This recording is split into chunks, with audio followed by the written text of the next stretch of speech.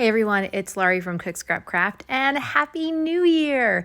This is the first process video for January 2024, so I'm so excited to get creating with you guys, and I'm so happy that you're watching this video, that you've returned to the channel.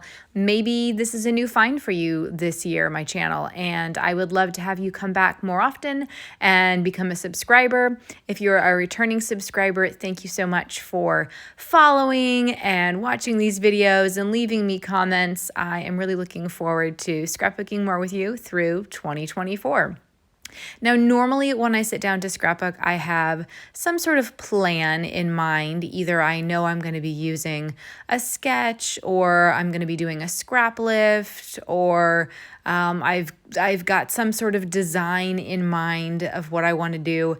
I didn't really have that for this layout, so you're just going to come along with me as I try to figure it out.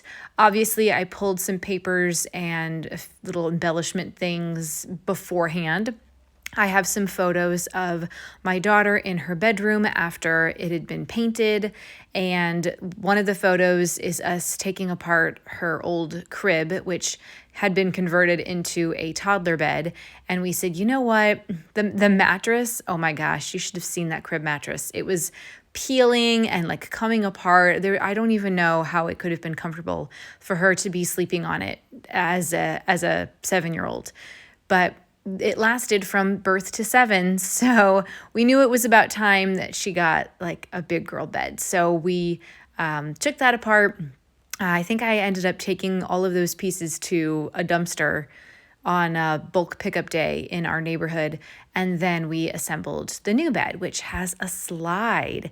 I did not think we'd be able to find one. That was kind of a prerequisite that she wanted on a new bed, to kind of be kind of like a bunk bed she wanted, and she wanted to have a slide. So it's raised, it's an elevated bed, but there's no bed underneath, although someone could sleep underneath it on the floor. It's not going to be me because I cannot sleep on the floor anymore. I'm too old for that. That's not going to happen. The last time I did that during the pandemic, when we were having sleepovers in her room, just me and her, I moved in the middle of the night and I did something to like my hip.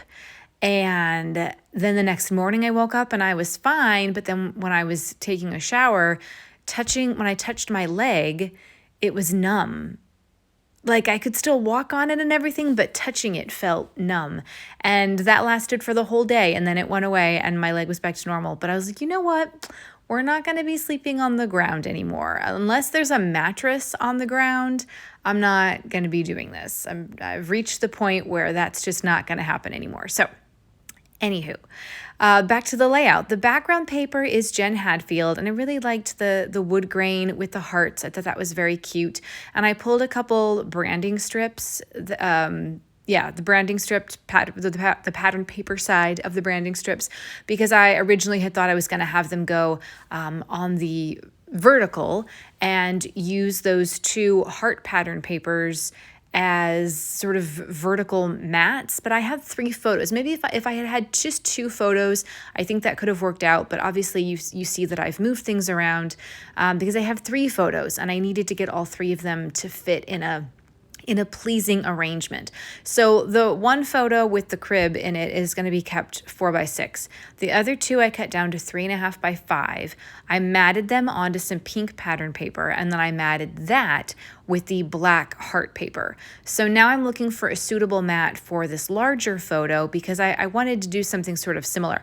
If I had had a really good like solid black cardstock or something with a black pattern, I think I would have liked that better than this sort of tealy color, only because I wanted it to be with the black pattern, with the black hearts and the pink mat, I wanted there, and then I have pink hearts. I thought I should have a black mat, but I just didn't have a black piece that worked. So anyway, I didn't have a black piece really at all. So I'm just using that teal. That's just from my scrap bag. I'm just kind of going through to look to see what other pieces that I had that I could use for matting. And then I'm like, okay, how am I going to put all of this together? Because I'm not really, that heart paper is obviously much larger than the 4x6. I had thought about, should I cut it down? And here I'm going to cut it down. I really wanted those heart pieces to just stay that big size, but it just wasn't working for me. So everything gets cut down and matted, and then I'm going to kind of change up a little bit with these pattern paper strips. So I had wanted them to be on the vertical anyway, but instead of using the full piece, I'm just going to make kind of like a little border banner thing coming out from that bottom of that photo. And then I've got my title, which is from Chamel Main Character Energy. It's a little bit dramatic, which I thought was kind of good because going from the mint green walls and the crib to a big girl bed with a slide and blue walls, that's kind of a dramatic change. And then I thought my kid looked a little dramatic in the photos that I was taking of her to show off her new room. I'm also going to be adding some other pieces from Simple Stories Flea Market collection from their cut apart pattern paper. And I'm just fussy cutting that little like ticket thing just so that it looks like a ticket. I'm going to tuck in another little piece back there. And this kind of gives me a good idea of the basic layout of what I want. And I think from here, oh no, what am I doing? Oh, that's right. So I have the basic layout idea. So I haven't adhered anything yet, but I will end up doing that off camera after I add a border to this. So the Jen Hadfield paper, I really liked it, but I was just feeling like, you know what? There needs to be something like this is too much. I need to have this border going around it so to kind of make it a little bit smaller. I can't really exactly articulate the exact thought process, but it just felt like sometimes I look at a 12 by 12 pattern paper, and I'm like, you know what? This is too much. I need to have like a lighter color around it or a solid around it. So that's what I'm doing. And I gutted that piece of 12 by 12 paper, which might have been Heidi Swap. I can't quite remember. But I know I talked about gutting a 12 by 12 piece of paper in a previous video, I think in one of last month's videos. And I haven't done it in a while. So here I am doing it. I just cut out the center and then adhered that wood grain paper on top. It's almost like a wood grain on top of a wood grain because the Jen Hadfield paper is a dark wood grain and then the one behind it is sort of a lighter wood grain. And I just really like the way that looks. I think it's just so much nicer when that Jen Hadfield paper is sort of broken up by having that border, and then everything fits inside the border. So I've already adhered my photos and some of my little embellishment pieces. I'm trying desperately to work with this title. I don't know why these stickers are so difficult to get the backing off of. I've never experienced this before, and I love thickers. They would probably be my first choice for alpha stickers over anything else. I love the foam thickers. But man, the backing is just crazy.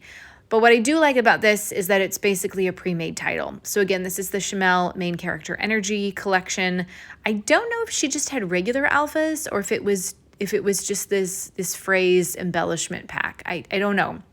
But it's really great because it's glittery and I love it. And it has the words in a placement on the sheet so you can see how it should go. I mean, you could move them around if you wanted to, but it's just kind of nice to have somebody be like, here's the title and here's how you put it together. So that's what's going on over the photos. A little bit dramatic. I'm going to add one of the stars to it as well. And I will bring back some of the other stickers from that sticker sheet just because they've got nice color in them and they're puffy, so they've got some nice dimension. I'm also adding in some old Pink Fresh chipboard embellishments. One of them says love and it looks like a cross stitch piece, and the other one looks kind of like a border, almost like a birthday thing. I think it says celebrate. And then I'm taking some other pieces from my scrap bag. These were from a Paige Evans collection. They're just basically like cut apart journaling spots, or you could use them for whatever. I'm going to use it for journaling. And I'm just going to also cut another one out to sort of, I wanted to mimic what was happening on the bottom to what was happening on the top because I kind of like that when things are on a diagonal. Can you see the diagonal line in this layout? How the 4x6 photo is facing up and it's starting in the upper left corner, and then the other two photos are on the horizontal in the bottom right corner. There's a diagonal there. This is also a really good design if you're using 2 photos, one that's vertical and one that's horizontal.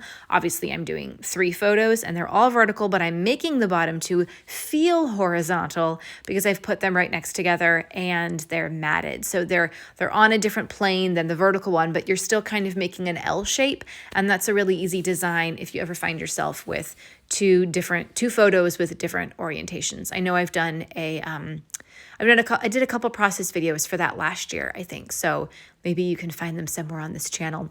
I have a lot of playlists and I need to make some more. There are definitely a couple changes that I want to make through the challenge, through the channel through 2024. I will still be doing challenges. I'm still on the Challenge Yourself design team. I'm still going to participate in Mix It Up Monday and off the board challenges as I can. And so I hope that you definitely stick around this year for more of that. And I will be doing a December daily. I don't know if I'm going to do it, if I'm going to start it soon, or if I'm going to do another like Christmas in July thing, but we'll see. And I would love to do more live scraps with you guys. So hopefully I can get on the ball with that and schedule a couple more of those, because that's always really fun, even though it is kind of odd for me because I can't hear you guys. I can just read your comments. So for anybody who's outside of my scrap room, it just sounds like I'm talking to myself, but that's fine. So it's over with. I added another journaling spot up at the top.